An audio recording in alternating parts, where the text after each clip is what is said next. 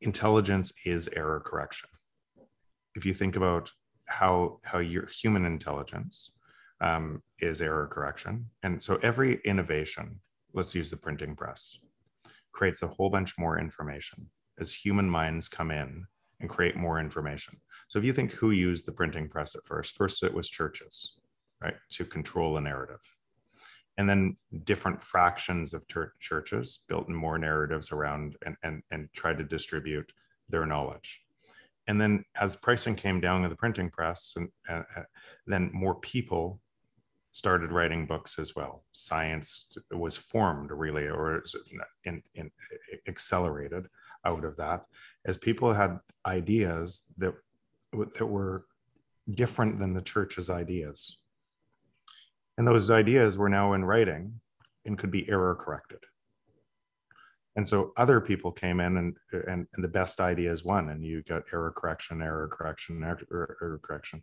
So our intelligence is on top of all of that error correction, and we're constantly doing it all the time. We still do it today.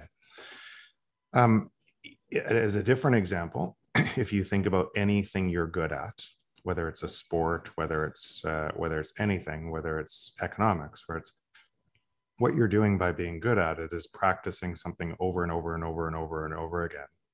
And the more dedicated practice that you put at something, the better you are at it, to the point that some things just become subconscious that you don't even know that you know. It's just so easy for you to see those patterns, where it's for somebody new starting something, it would be really hard for them to kind of match how good you are because of that error correction. But what ends up happening with the human brain, we have to focus on a certain small amount of information to do that well. Now let's equate the same thing I just talked about to computers and artificial intelligence. And let's use the internet as example of a printing press.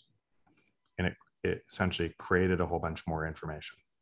And you have information creating a staggering amount of information every day. And in that information, a lot of misinformation too, similar to the printing press, but at a totally different scale.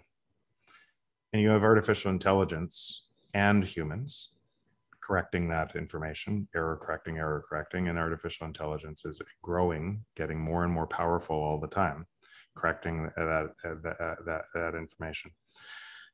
At some point, now here's again, our fear holds us back from exploring truth. So everything I just said is true. And what people will do by misunderstanding the trend to artificial intelligence is they'll stay stuck saying there's no way that a machine could be smarter than a human. There's no way, even though they see evidence in small domains. Like if you think when we're the best of us, we could be 1% better than the second best and get way more money, right? So the way the economy is wired is it pays for performance and being the best.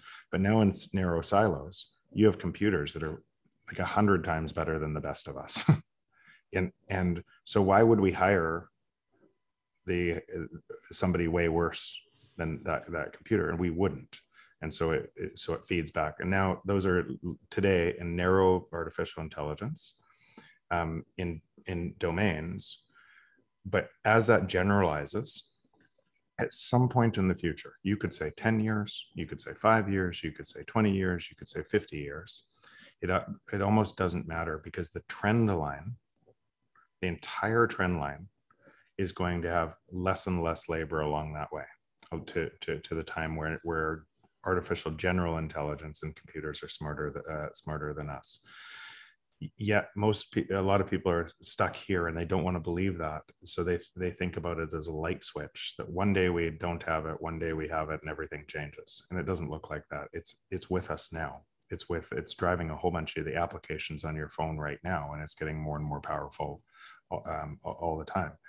And so now I'll try that. So that means that path and robotics, if you have super intelligence in maybe even the narrow domains and robotics, and I could show you some of the robotics stuff, not just what you would see on Boston Robotics, but I could show you some of the companies that are dealing behind that, miniature, everything else.